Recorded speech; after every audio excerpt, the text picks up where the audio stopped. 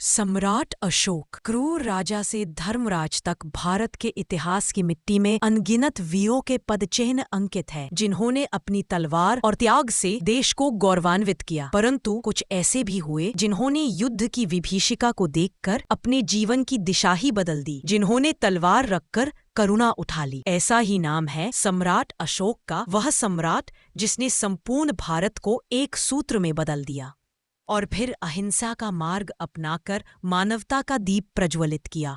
अशोक का जन्म लगभग 301 ईस्वी सन पूर्व में हुआ। उस वक्त उनके पिता सम्राट बिंदुसार मौर्य साम्राज्य के शासक थे और उनके दादा थे चंद्रगुप्त मौर्य। ये नाम आपने जरूर सुना होगा, जिन्होंने आचार्य चाणक्य के मार्गदर्शन में नंद वंश को हराकर मौर्य साम्राज्य की स्थापना की थी।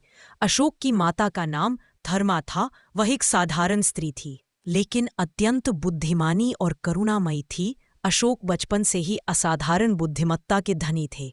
कहा जाता है कि 7 वर्ष की आयु में ही उन्होंने अर्थशास्त्र और धनुर्वेद के अनेक ग्रंथ कंठस्थ कर लिए थे।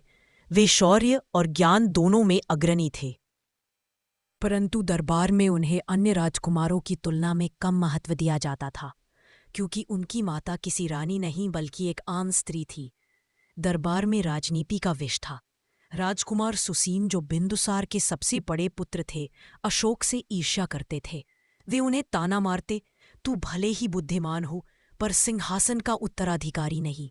अशोक मुस्कुराते हुए कहते, राजा वही बनेगा जिसे जनता का प्रेम मिलेगा, न कि केवल राजवंश का प्रोत्साहन। अशोक को तक्षशिला विश्वविद्यालय भेजा गया, जहां उन्होंने न केवल शास्त्र और युद्ध कला सीखी बल्कि प्रशासन और राजनीति की गहराई को भी समझा। वहां उन्होंने पहली बार विद्रोह की आग देखी। जनता करों से त्राहित थी, शासक भ्रष्ट थे, सैनिक निर्दयी थे। जब तक्षशिला में विद्रोह भड़का तो सम्राट बिंदुसार ने अपने अन्य पुत्रों को भेजने से मना कर दिया। उन्होंने कहा, वहां केवल अशोक जा सकता है। अशोक ने केवल युद्ध कला से नहीं बल्कि नीति और सहानुभूति से उस विद्रोह को शांत किया। उन्होंने किसानों की समस्याएं सुनी, कर घटाए और प्रशासन को न्यायपूर्ण बनाया।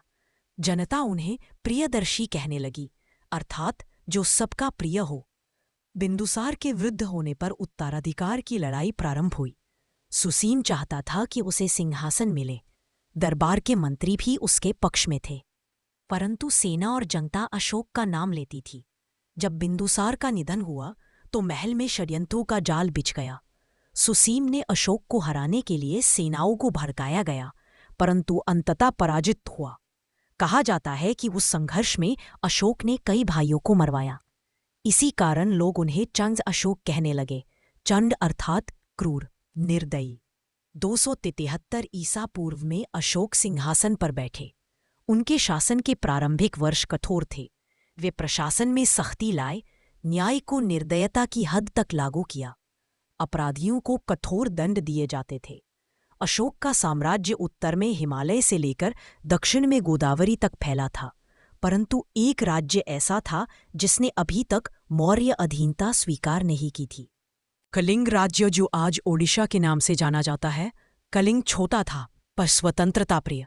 उसके राजा और जनता दोनों स्वाभिमानी थे। उन्होंने कहा, हम अपनी आज़ादी तलवार से देंगे, न कि झुककर। अशोक ने इसे अपनी प्रतिष्ठा का प्रश्न माना। उन्होंने दरबार में घोषणा की, जब तक कलिंग मेरे अधीन नहीं आता, मौर्य साम्राज्य अधूरा रहेगा। सैनिकों ने जयकार की, चंड अशोक की जय। और फिर शुरू हुआ इतिहास का सबसे भयानक युद्ध, कलिंग का युद्ध। 2661 ईसा पूर्व कलिंग की भूमि पर रणभेरी बजी। अशोक की सेना विशाल थी, 6 लाख सैनिक, हजारों हाथी, रथ और घोड़े। कलिंग की सेना संख्या में कम थी पर साहस में नहीं। युद्ध 7 दिनों तक चला। पर्वतों की घाटियों में तलवारों की टकराहट गूंजती रही। धरती कांप उठी, समुद्र की लहरें रक्त से लाल हो गई। अशोक स्वयं रणभूमि में थे। उनकी तलवार से आग निकलती थी। वे गरजे, जो मौर्य को चुनौती दे उसका नाम मिटा दो। परंतु 7वें दिन जब युद्ध समाप्त हुआ तो विजेता अशोक थे, पर जीत के साथ विनाश भी था। 1 लाख से अधिक लोग मारे गए, 1.5 लाख कैदी बनाए गए। नदियां शवों से भर गई, हवा में धुएं और विलाप की गंध थी। युद्ध के अगले दिन अशोक रणभूमि में घूम रहे थे। चारों ओर लाशें बिखरी थी। घायल सैनिक कराह कर रहे थे। अचानक उनकी नजर एक औरत पर पड़ी जो अपने पति की देह से लिपटी रो रही थी। पास ही एक बच्चा अपनी मां को हिला रहा था। मां उठो ना, राजा चला गया। अशोक देखते रह गए। उनकी तलवार हाथ से छूट गई। उन्होंने चारों ओर देखा। उनके होंठ कांप उठे। क्या यही मेरी विजय है? क्या यही धर्म है जो मेरे पूर्वजों ने सिखाया था? उन्होंने अपने सेनापति से कहा, ये युद्ध नहीं, नरसंहार है। मैंने अपनी प्रजा को मारा है। उस रात वे राजमहल नहीं लौटे। वे अकेले तंबू में बैठे रहे। हवा में शोक था। वे बुदबुदाए, हे भगवान बुद्ध, यदि तू है तो मुझे क्षमा कर। मुझे सत्य का मार्ग दिखा। कुछ महीनों बाद अशोक ने बौद्ध भिक्षु उपासक निग्रोध से भेंट की। भिक्षु ने कहा, राजन, सबसे बड़ा विजेता वह है जो अपने मन को जीत ले। अशोक की आंखों में आंसू भर आए। उन्होंने कहा, अब मैं तलवार नहीं, करुणा उठाऊंगा। और फिर उन्होंने बौद्ध धर्म स्वीकार किया। उन्होंने अहिंसा, सत्य, करुणा के सिद्धांत अपनाए। अब उनका जीवन एक नए अध्याय में प्रवेश कर चुका था। अशोक ने आदेश दिया, अब से किसी को जबरन युद्ध में न भेजा जाए। हर प्रजा मेरी संतान है। राज्य का धर्म है सबके सुख में सुख देखना। अब सम्राट अशोक चांड नहीं रहे, वे धर्म अशोक बन गए। उन्होंने अपने साम्राज्य में शिलालेख स्थापित करवाए, धम्मलिपियां, जिन पर लिखा था धर्मलिपियां जिन पर लिखा था, सबका भला ही मेरा भला है। किसी जीव को पीड़ा न दो, सत्य बोलो, संयम रखो और दया करो। उन्होंने अस्पताल, कुएं, सड़कें और विश्राम गृह बनवाए। उन्होंने मनुष्यों ही नहीं, पशुओं के लिए भी चिकित्सालय बनवाए।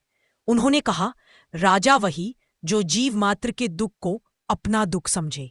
उन्होंने राजकुमार महेंद्र और राजकुमारी संघमित्रा को श्रीलंका भेजा ताकि वहां बौद्ध धर्म का प्रचार हो सके। संघमित्रा ने वहां बोधि वृक्ष की शाखा लगाई जो आज भी वहां पवित्रता का प्रतीक है। अशोक का शासन धर्म का युग था। अशोक ने अपने राज्य को धर्म राज्य में बदल दिया। उन्होंने न्यायाधीशों को आदेश दिया कि वे दंड से पहले समझाएं, सजा से पहले सुने। उन्होंने धम्म महामात्र नामक अधिकारी नियुक्त किए जो जनता की भलाई पर नजर रखते थे। अशोक स्वयं सादे वस्त्र पहनते, साधारण भोजन करते। वे राजमहल छोड़कर गांव-गांव घूमते और कहते, राजा तभी महान है जब वह अपने लोगों के बीच हो। उनके शासन में कोई भूखा नहीं सोता था। अपराध कम हुए, करों में राहत मिली और समाज में शांति फैली। समय बीतता गया।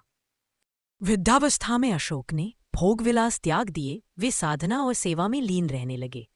उन्होंने कहा, मैं राजा नहीं, अब केवल एक साधक हूं। 252वें ईसा पूर्व में जब उन्होंने देह त्याग किया तो पूरा भारत रो पड़ा। उनकी समाधि के पास आज भी लोग सिर झुकाते हैं। उनके जाने के बाद भी उनकी विरासत जीवित रही। दिल्ली का अशोक स्तंभ, उसके शीर्ष पर 4 सिंह, आज भारत का राष्ट्रीय प्रतीक है। हमारे तिरंगे के मध्य का धर्मचक्र भी उन्हीं का प्रतीक है जो न्याय, गति और सत्य का चिन्ह है। अशोक की जीवन कथा केवल इतिहास नहीं, यह आत्मा की यात्रा है। एक ऐसा व्यक्ति जो क्रूरता से करुणा तक पहुंचा, जिसने तलवार से नहीं पश्चाताप से इतिहास रचा। उन्होंने सिखाया कि सच्चा धर्म किसी मंदिर या युद्धभूमि में नहीं, बल्कि उस हृदय में बसता है जो दूसरों के दुख को अपना समझे।